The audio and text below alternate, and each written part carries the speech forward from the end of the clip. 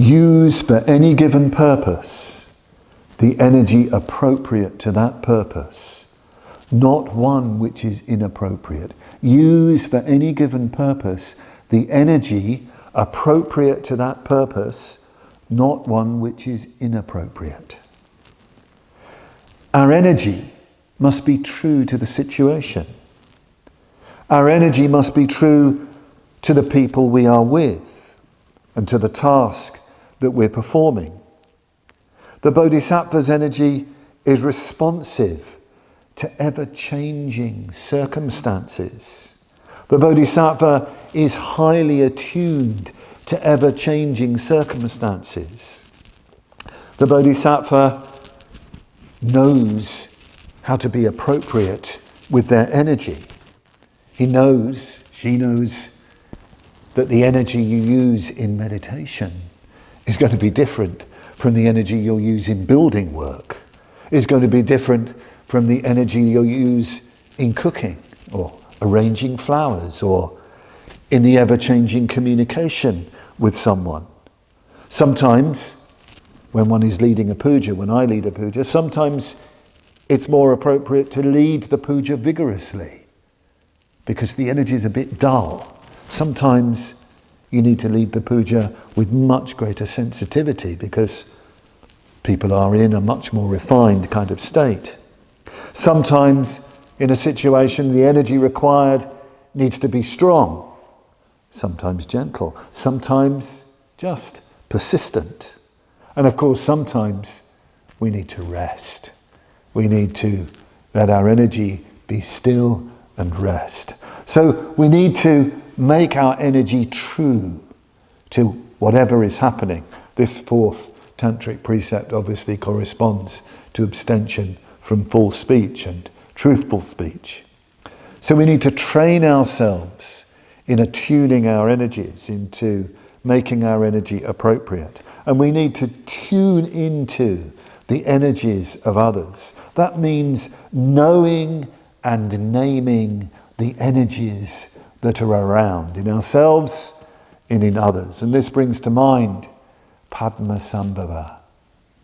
Padmasambhava's conversion of the gods of the Tibetan lands. When I first saw an image of Padmasambhava, it was a reproduction of a famous image of Padmasambhava. He's a small figure, actually, at the center of this particular image, at the center of the glorious copper-colored mountain in the land of the Rakshasas. And all around there are great swirling forms of energy. And Padmasambhava is at the center with this wonderful expression, this expression of incredible intensity, gazing with delight, gazing with vision, gazing with mastery on the whole scene.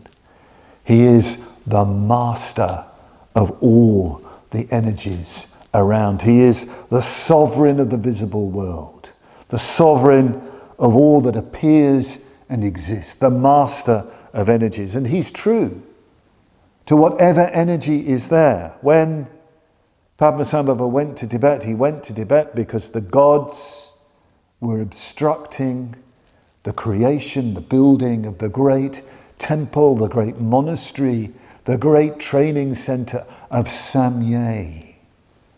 They didn't want it. They didn't want it there. They wanted it to be destroyed. They didn't want the Dharma to come. So Padmasambhava spent over a year before he even entered central Tibet dealing with these gods and their disruptive energies.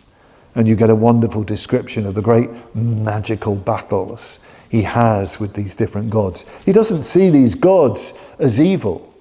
I think there's a Latin saying, I don't know if I have this correct, Diabolus Deus inversus est, or Deus Diabolus inversus est. A repressed God becomes a demon. A repressed God becomes a demon. So Padmasambhava doesn't see these gods as demon. He sees them as the powerful natural forces. And after the great magical battle he has with them, what do? It said they offer the heart of their lives. The heart of their lives are offered to their sovereign. They're looking for a king. They're looking for a master. They're looking for someone to be true to them, that they can serve. That's what they need. That's what they want. They're so disruptive because they haven't found their king and master. Offering the heart of their lives. That's their bija, nyingpo in Tibetan. Bija can mean seed. Nyingpo can mean seed, essence, heart. It's their secret name, their hidden energy. Padmasambhava gets them to give them the name that describes, that tells, that names their energy. When you know what an energy is, you have mastery over it. It then can serve you and enrich you. So the gods become the great protectors of the Dharma, and they guard special Dharma treasures that Padmasambhava wants for future ages. So we must do this with ourselves if we are to practice the perfection of energy. We must become the master of our own energies. We need to name all our energies, all these gods that inhabit us, so that they serve the Dharma, so that they serve our bodhisattva work, and we can help others do that. We can help people in different situations, help them name their energies, so that those energies can be gathered up, so that they can cooperate in the great work of practicing the Dharma, the great work of the liberation of all life, the great work of building the great monastery and temple of the Dharma in all lands. So, become a master of energies.